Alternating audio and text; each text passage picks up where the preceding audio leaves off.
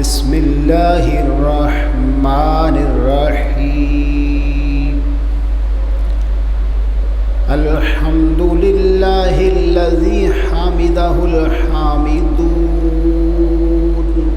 والصلاة والسلام علی من تبعہ الانبیاء والمرسلون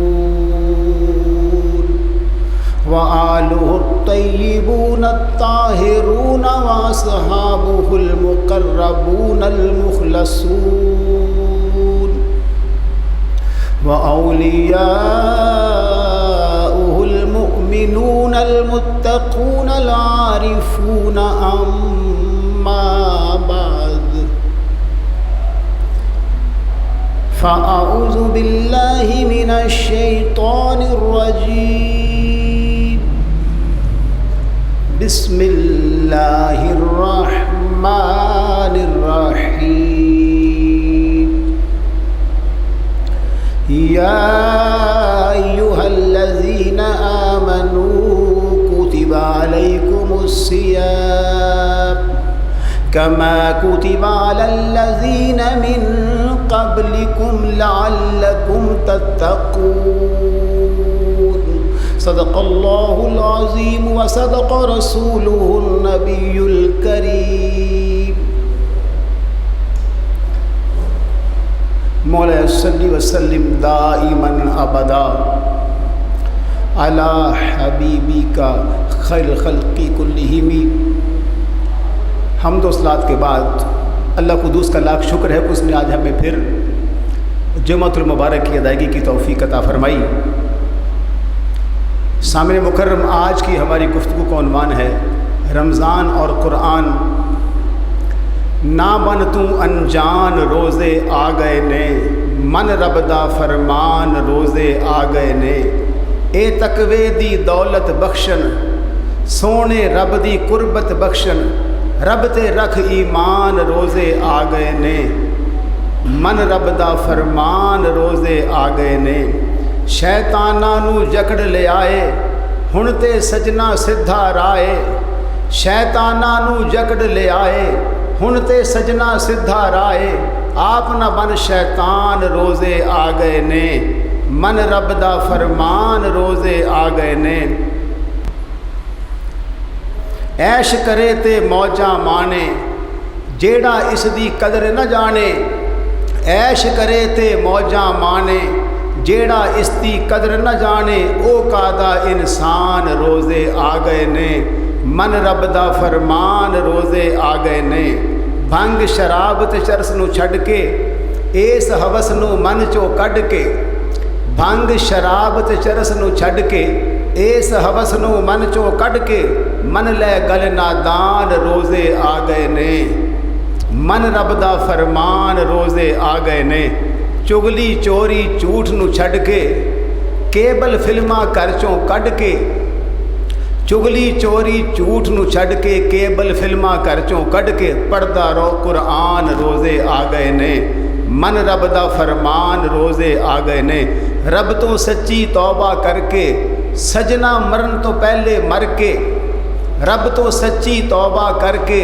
سجنا مرن تو پہلے مر کے، من کامل انسان روزے آ گئے نے، من رب دا فرمان روزے آ گئے نے۔ جیڑے ولیاں کول نے بہندے رب رسول دے ہو کے رہندے، جیڑے ولیاں کول نے بہندے رب رسول دے ہو کے رہندے، او ہو جنت جان روزے آ گئے نے، من رب دا فرمان روزے آ گئے نے۔ سامع مکرم، میں نے جو آیت مبارکہ تلاوت کی ہے اس میں رب کریم نے ارشاد فرمایا، یا ایھا الذین آمنوا کتب علیکم الصیام، اے ایمان والو روزے تمہارے اوپر فرض کیے گئے ہیں، کما کتب علی الذین من قبلکم، جیسے کہ تمہارے پہلے لوگوں پر یا پہلی امتوں پر فرض کیے گئے تھے، لعلکم تتقون، تاکہ تم پرہیزگار اور متقی بن جاؤ۔ پتہ چلا کہ 12 مہینوں میں ایک ماہ مبارک کے روزے اللہ کریم نے اس لیے فرض فرمائے کہ ہم پرہیزگار بن جائیں، متقی بن جائیں۔ اور انشاءاللہ کسی جمعہ میں ہم باقاعدہ تقوی کا عنوان رکھیں گے تاکہ اہل ایمان کو پتہ چلے کہ تقوی ہے کیا۔ لیکن یہ چونکہ رب کا قرآن ہے، رب کا فرمان ہے،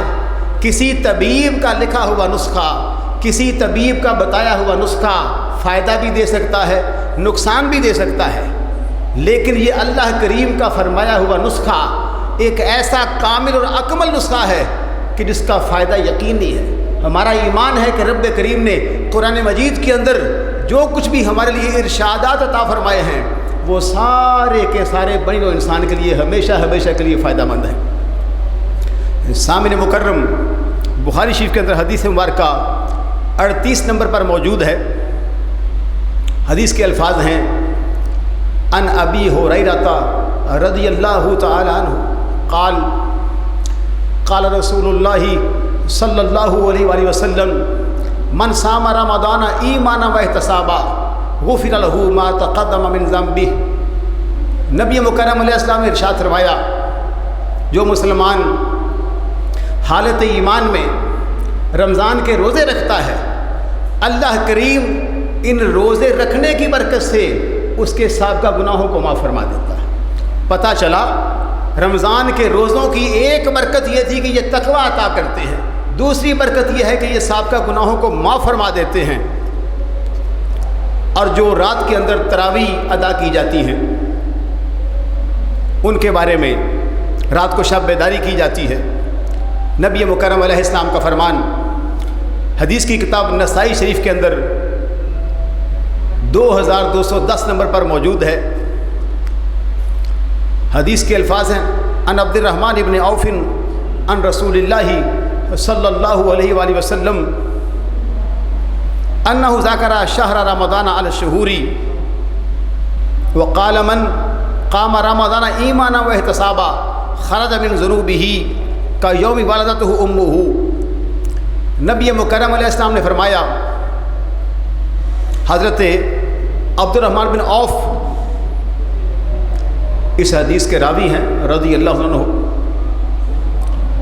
نبی کریم علیہ السلام کا فرمان بیان کرتے ہیں کہ نبی مکرم علیہ السلام نے رمضان کے ماہ مبارک کو دوسرے 11 مہینوں پر فضیلت عطا فرمائی۔ فرمایا دوسرے مہینوں سے یہ ماہ رمضان جو ہے یہ افضل ہے، اور ساتھ ہی تراویح ادا کرنے والے کے لیے، شب بیداری کرنے والے کے لیے فرمایا من قام رمضان ایمانا واحتسابا، جو بندہ حالت ایمان میں شب بیداری کرتا ہے، تراویح ادا کرتا ہے، اس کو اللہ کریم کیا اجر عطا کرتا ہے۔ لازمی بات ہے کہ اسلام کے اندر اللہ کریم نے چھوٹی نیکی کا اجر بھی عطا فرمایا، بڑی نیکی کا اجر بھی عطا فرمایا۔ یہاں فرمایا کہ خرج من ذنوبہ کیوم ولدتہ امہ، اس عمل کی جزا یہ ہے کہ اللہ کریم اس کو گناہوں سے ایسے پاک فرما دیتا ہے جیسے ایک بچہ ماں کے شکم سے پیدا ہو تو اس کے ذمے کوئی گناہ نہیں ہوتا۔ اور یہ بخشش اہل ایمان کے لیے رشک کا مقام ہے کہ اللہ کریم جو ارحم الراحمین ہے وہ کتنا کرم فرماتا ہے ماہ رمضان میں کہ گناہ کا دھبا جو دل کو سیاہ کر دیتا ہے اور نیکی کا نور جو دل میں اجالا پیدا کرتا ہے، فرمایا ایسا پاک ہوتا ہے، ایسا پاک ہوتا ہے جیسے شکم مدر میں سے پیدا ہوا ہو۔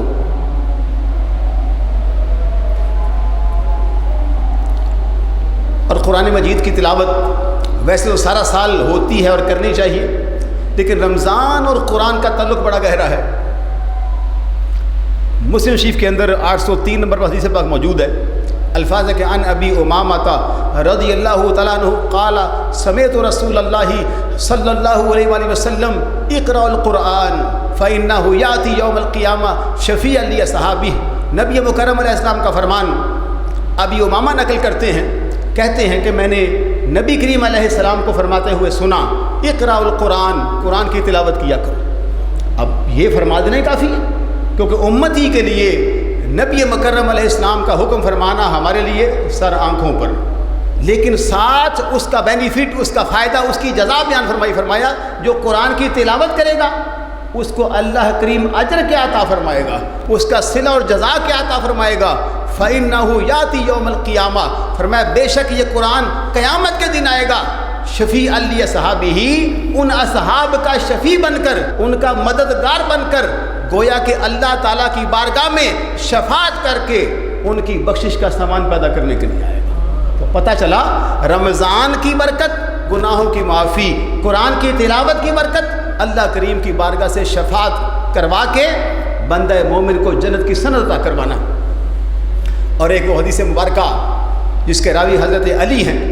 یہ تمام مجھ سمیت ساری امت کے لیے، اور بالخصوص وہ لوگ جو علی علی تو کرتے ہیں لیکن نہ وضو، نہ نماز، نہ روزہ، نہ حج، نہ زکوٰۃ، ان کے لیے لمحہ فکریہ ہے کہ مولا کائنات نے انہیں کیا پیغام عطا فرمایا ہے۔ یہ نہیں کہا کہ سال سال غسل نہ کرنا، یہ نہیں کہا کہ مسجد کو پشت کر دینا، یہ نہیں فرمایا کہ قرآن سے دور رہنا،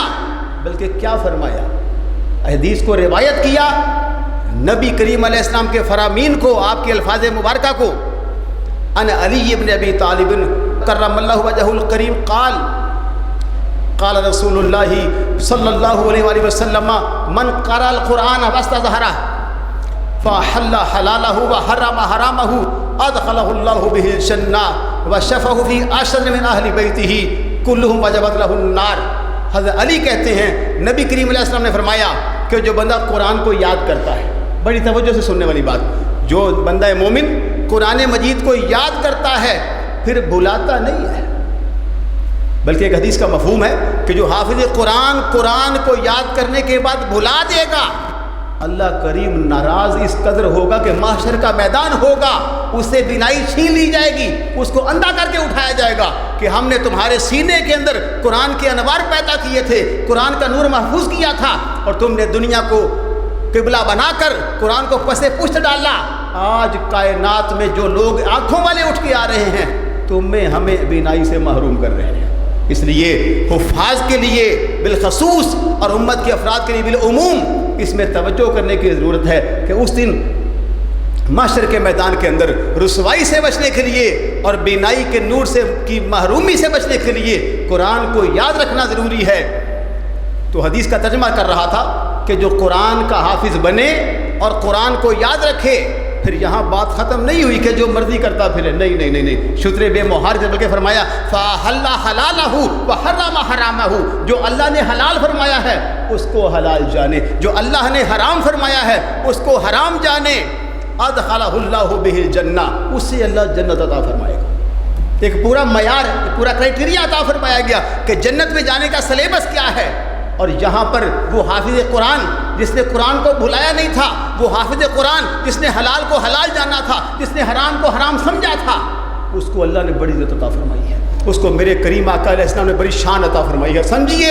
ان لوگوں کی قدر کیجیے جو صاحب استقامت ہیں، جو صالحین ہیں۔ فرمایا اس کا مقام اور مرتبہ یہ ہے وَشَفَّهُ فِي عَشْرَةٍ مِّنْ أَهْلِ بَيْتِهِ، اپنے خاندان کے 10 لوگ، وہ حافظ قرآن جو صالحین میں سے تھا، اپنے خاندان کے 10 لوگوں کی شفاعت کرے گا۔ کون سے 10 لوگ ہوں گے؟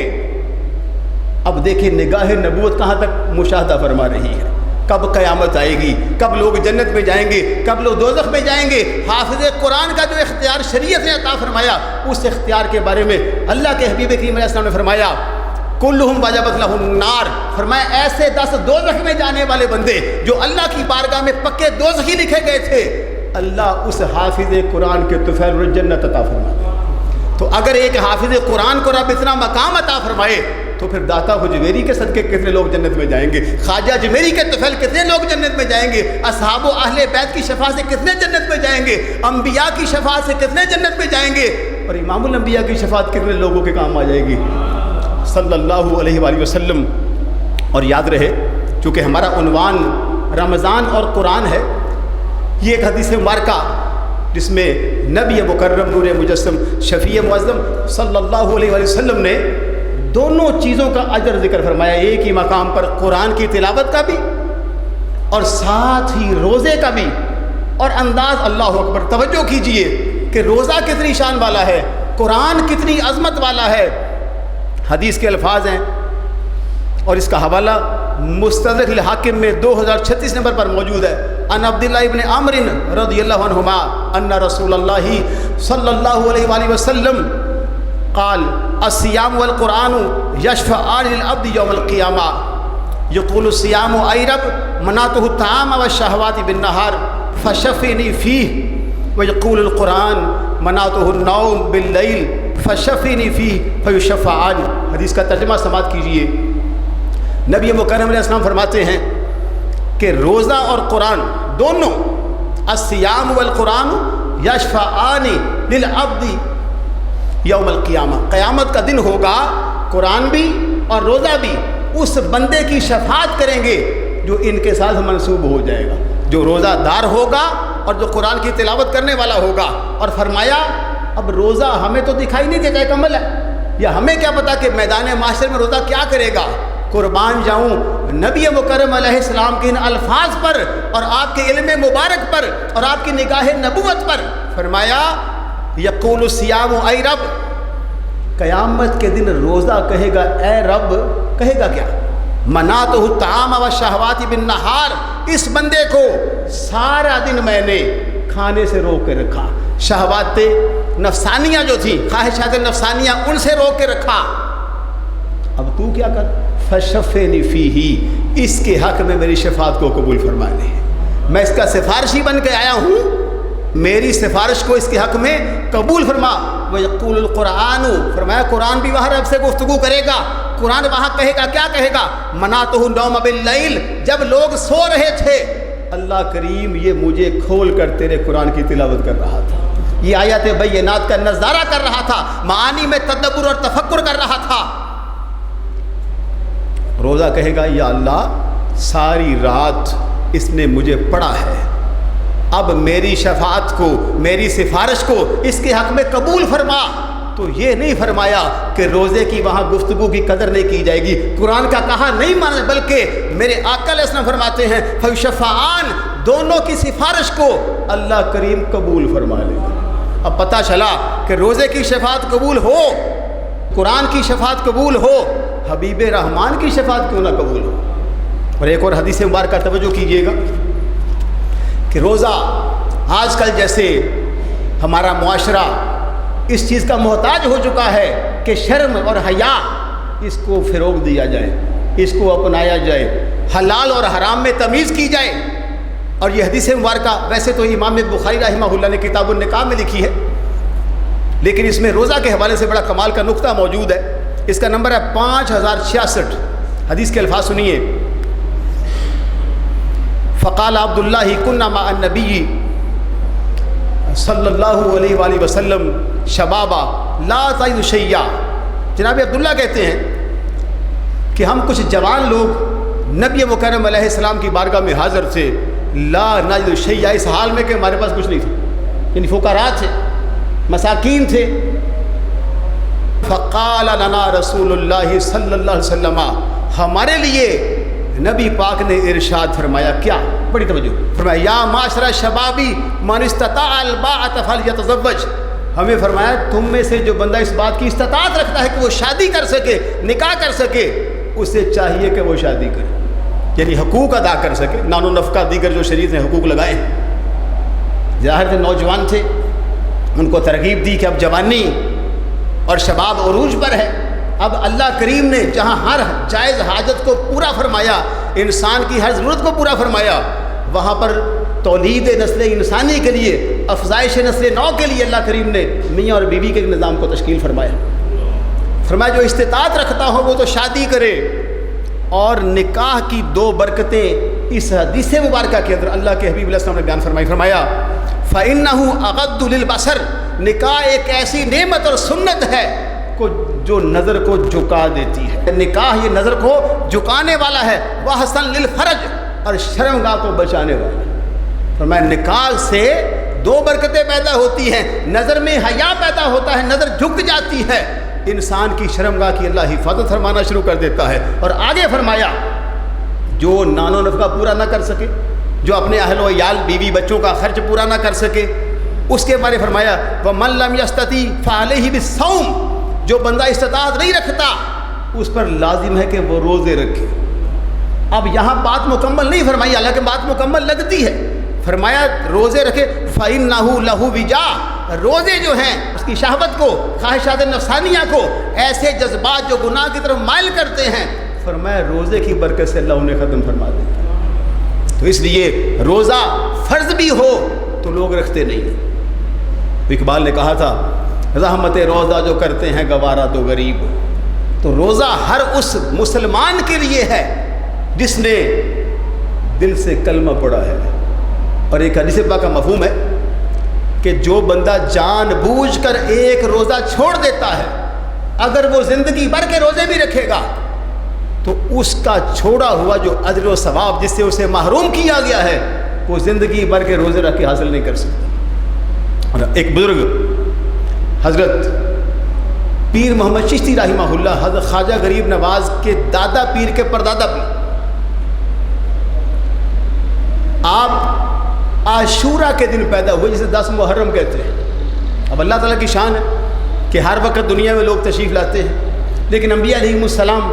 اللہ کے اولیاء ان کی ایک اپنی شان ہے، ان کا آنا بھی جدا گانا ہے، ان کا جانا بھی جدا گانا ہے۔ اور اکثر تو ایسے اولیاء ہوتے ہیں جن کو اللہ کریم ولایت کی مہر لگا کے بھیجتا ہے۔ ہم نے آپ کو بتایا ہوا کہ نبوت تو ہوتی وہ بھی ہے، دنیا میں کسب سے حاصل نہیں ہوتی، لیکن ولایت میں یہ ہے کہ اللہ چاہے تو وہ بھی عطا فرما دے، اللہ چاہے تو کسبی عطا فرما دے۔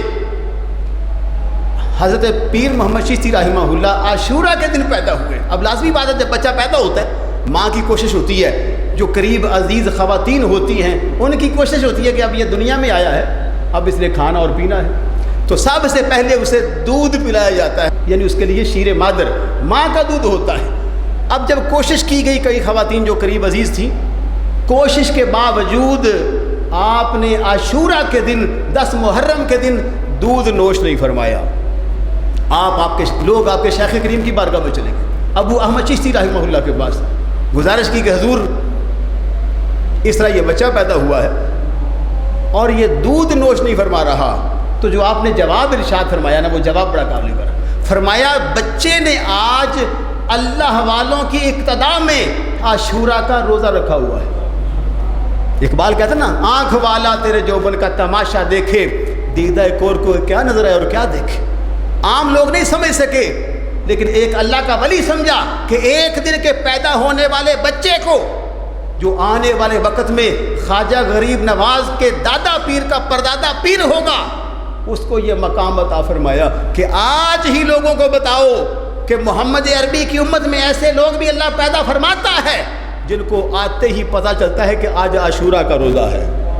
تو اس لیے یہ اللہ والوں کی شان ہے۔ تو اللہ والے رمضان کو راضی کر کے بھیجتے ہیں۔ وہ حدیث پاک جس میں نبی مکرم علیہ السلام 3 مرتبہ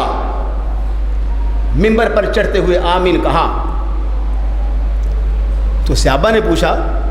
کہ نظر تو کوئی نہیں آ رہا، تو آپ کس سے خطاب فرما کے فرما رہے ہیں کہ آمین؟ فرمایا میری بارگاہ میں جبریل علیہ السلام حاضر ہوئے تھے، انہوں نے مجھے کہا کہ جو بندہ 3 کام کرے، پہلا کام کیا ہے کہ ماں باپ میں سے دونوں کو یا کسی اور کو پائے اور بخشش نہ کروا لے۔ دوسرا کیا ہے؟ جس مسلمان کے سامنے تمہارا نام اس میں گرامی آئے محمد اور وہ درود نہ پڑھے۔ تیسرا وہ جو رمضان کو پائے اس کو راضی کر کے رب سے جنت نہ حاصل کر لے، ان کو اچھا نہیں سمجھا جائے گا، گویا کہ ان کو نبی مکرم علیہ السلام کی بارگاہ سے رسوا کیا گیا، ان کو اچھا نہ جانا گیا۔ لہٰذا ان 3 مراحل میں خاص کر کے جو اس حدیث کا مفہوم ہے کہ والدین کو راضی رکھنا ہر جائز امر پر، جب بھی آقا علیہ السلام کا نام اس میں گرامی محمد آ جائے تو کہنا صلی اللہ علیہ وآلہ وسلم، اور رمضان کے ماہ مبارک کو غنیمت سمجھ کر اس لیے راضی کر کے بھیجنا کہ یہ اللہ کریم کا ماہ مبارک ہے، اگر یہ ہم سے راضی ہو کر جائے گا تو اللہ کریم ہماری بخشش کا سامان پیدا فرمائے گا۔ اللہ قدوس کی بارگاہ میں دعا کرتے ہیں کہ مالک الملک مجھ کو اور آپ کو ماہ رمضان کو راضی کر کے بھیجنے کی توفیق عطا فرمائے۔ وآخر دعوایا الحمدللہ رب العالمین۔